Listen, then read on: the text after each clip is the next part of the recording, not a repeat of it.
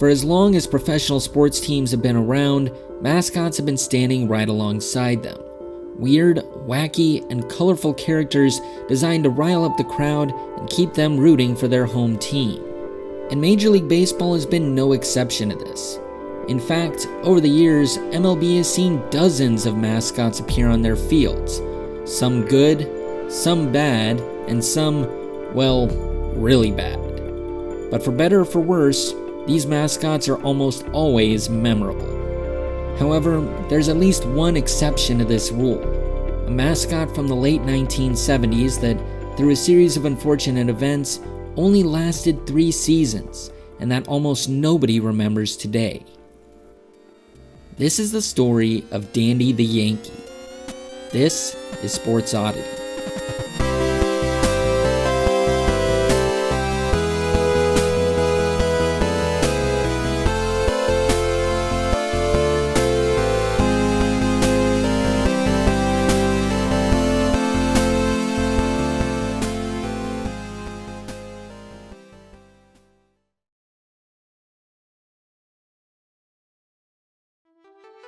The year was 1979, and mascots in MLB were having a bit of a heyday, with successful characters popping up all across the league, from Yuppie in Montreal, to the San Diego Chicken, and of course, the Philly Fanatic.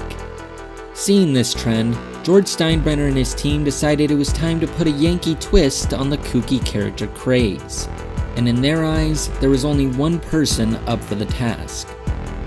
At that time, Bonnie Erickson was one of the most well-respected names in her field, and she was at the top of her game.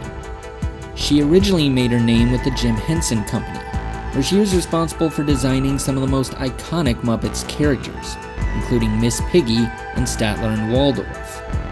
In 1977, she founded her own design firm alongside partner Wade Harrison, fittingly titled Erickson Harrison. And when the Phillies were looking for a new mascot shortly after that and were rejected by the Jim Henson Company, they were referred to the fledgling Erickson Harrison to create the design. And of course, we all know how that one turned out. After the Fanatic became a massive success, they were next contacted by the Montreal Expos, who were looking for a way to get more fans in the stands to watch their awful team, a project that eventually ended up with the creation of Yuppie. In other words, their first 2 forays into the world of mascots became 2 of the most iconic characters in baseball history, and both of them would end up in the Mascot Hall of Fame.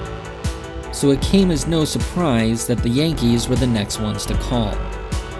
Much like their other designs, this mascot was a pear-shaped fuzzy creature of unknown origin.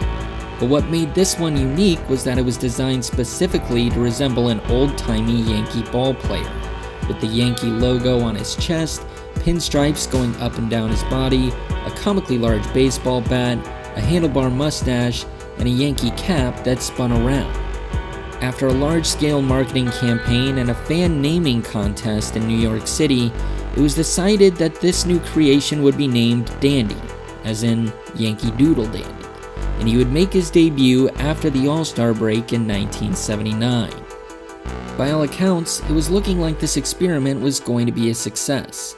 But unfortunately for Dandy and the Yankees, the new mascot would hit a bunch of roadblocks before he even got off the ground.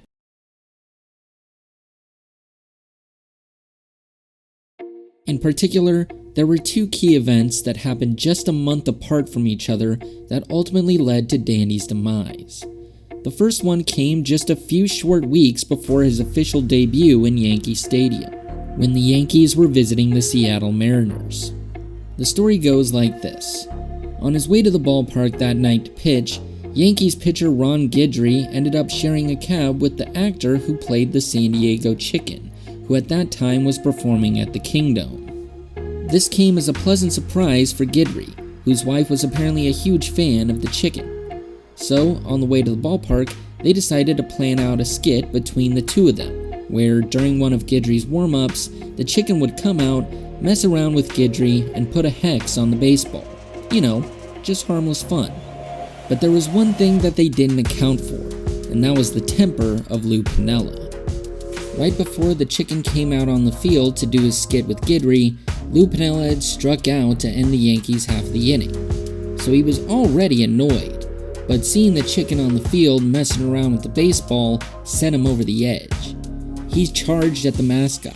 He started screaming at him, and he even threw his glove at him, an incident that, of course, made all the papers the next day. In response, even though he knew his own mascot was just a few days away from its official debut, George Steinbrenner told the media that there was no place for mascots in Major League Baseball, and shortly after those comments, the Yankees' plans for Dandy were greatly diminished. But the event that officially put the nail in Dandy's coffin was, unfortunately, a lot more tragic.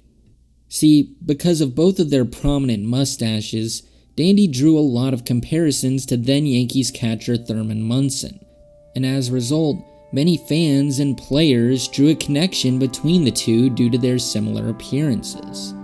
At first, it was a bit of a fun visual gag. After all, it was pretty funny to see someone as serious as Munson standing next to, essentially, a caricature of himself. But just a couple weeks after the character was officially debuted, that likeness would take on a new, somber meaning. On August 2nd, 1979, Munson died in a plane crash in his home state of Ohio, shocking the Yankees and the rest of the baseball world. Following the death of his team's captain, George Steinbrenner immediately retired Munson's number 15 and dedicated a monument to him in Monument Park. And as part of this grieving process, Dandy was put on immediate hiatus, mostly due to his resemblance to Munson. Dandy would return to the stands for the 1980 and 1981 seasons, but unfortunately for the new mascot, he was only relegated to upper deck duty, and he was almost never promoted by the Yankees organization. And by the end of the 1981 season, Erickson and Harrison decided to pull the Yankees' license to the character, stating that they weren't properly utilizing their intellectual property. And with that, Dandy became a minor footnote in the history of one of the most storied franchises not just in Major League Baseball, but the entire world of professional sports.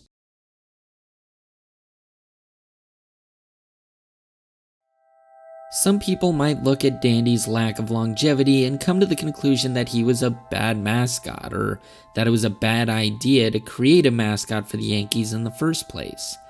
But in reality, Dandy was far from a bad mascot. In fact, there was a lot of things going for him. But sometimes, things just aren't meant to be.